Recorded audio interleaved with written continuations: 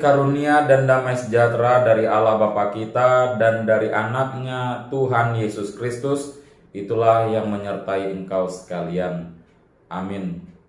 Shalom Bapak Ibu Saudara-saudari yang terkasih dalam Kristus Yesus. Firman Tuhan yang menyapa kita menjadi renungan bagi kita pada hari ini, pada hari Rabu 4 Mei 2022, tertulis di dalam 2 Korintus 1 ayat 10.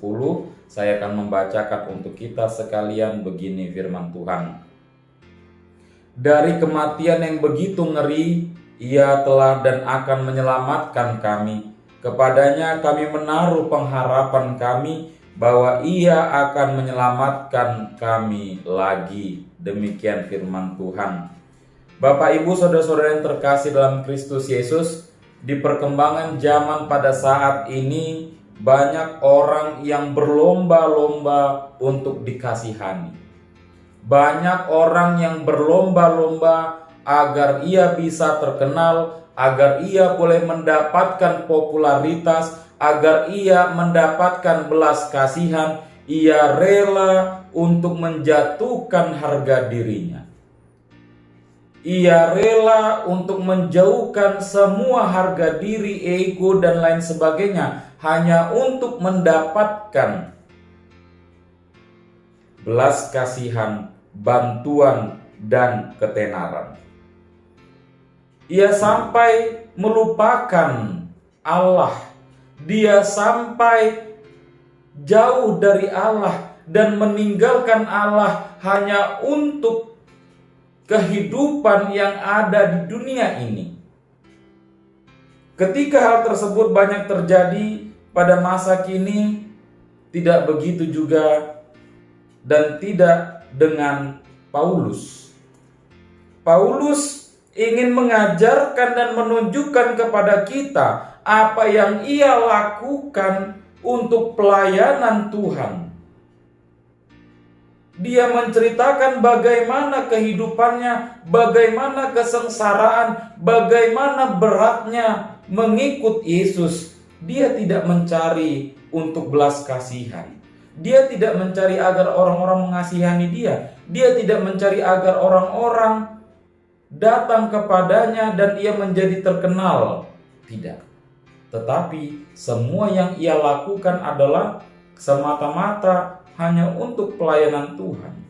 Dia ingin menunjukkan bagaimana Allah melalui anaknya Yesus Kristus ingin menyelamatkan orang-orang percaya, menyelamatkan orang-orang yang tetap berpengharapan, menyelamatkan orang-orang yang senantiasa memikul salibnya sendiri.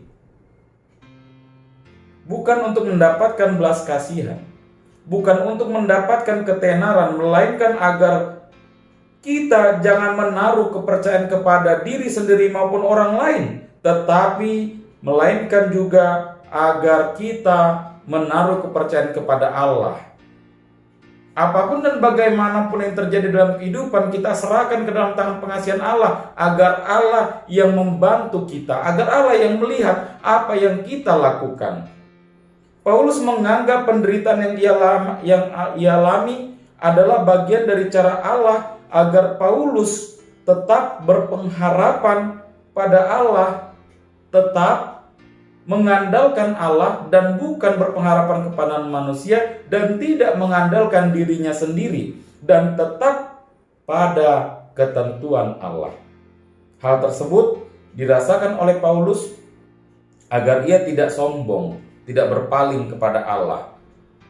Dan Paulus merasakan dan menyadari bahwa makna di balik penderitaan yang ia alami bukan hanya konsumsi diri, melainkan untuk meneguhkan iman dan pengharapannya. Jadi terlihat bagaimana penyertaan Allah itu dalam kehidupannya, melalui penderitaan, melalui kesengsaraan, ia tetap berpengharapan kepada Tuhan dan iman dan pengharapannya bertumbuh dengan baik. Begitu juga dengan kita. Ketika kita mengalami penderitaan, jangan bercerita kepada orang lain.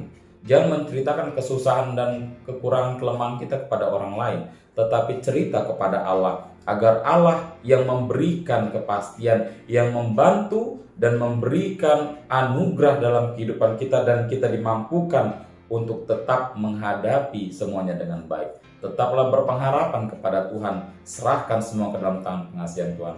Amin. Kita bersatu dalam doa. Kami mengucap syukur ya Tuhan, buat setiap kekuatan yang Tuhan berikan kepada kami. Terlebih pada pagi hari ini, kami boleh bersuka cita ya Tuhan Allah Bapa kami, menyambut satu hari yang baru yang boleh kami jalani pada hari ini. Engkau Tuhan yang memampukan kami.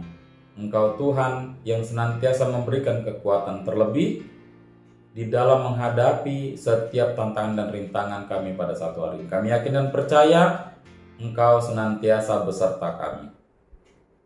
Begitu juga dengan saudara-saudara kami ya Tuhan, Engkau juga yang memberkati kehidupan mereka. Apapun yang kami rasakan, kami hadapi pada saat ini, biarlah Tuhan yang bekerja dan Tuhanlah yang berkehendak dalam kehidupan kami.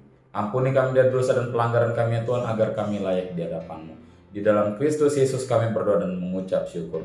Bapa kami yang ada di surga, dikuduskanlah nama-Mu, datanglah kerajaan-Mu, jadilah kehendak-Mu di bumi seperti di surga. Berikanlah kami pada hari ini makanan kami yang secukupnya, dan ampunilah kami akan kesalahan kami seperti kami juga mengampuni orang yang bersalah kepada kami. Dan janganlah membawa kami ke dalam pencobaan, tetapi lepaskanlah kami daripada yang jahat. Karena Engkau yang mempunyai kerajaan dan kuasa dan kemuliaan sampai selama-lamanya.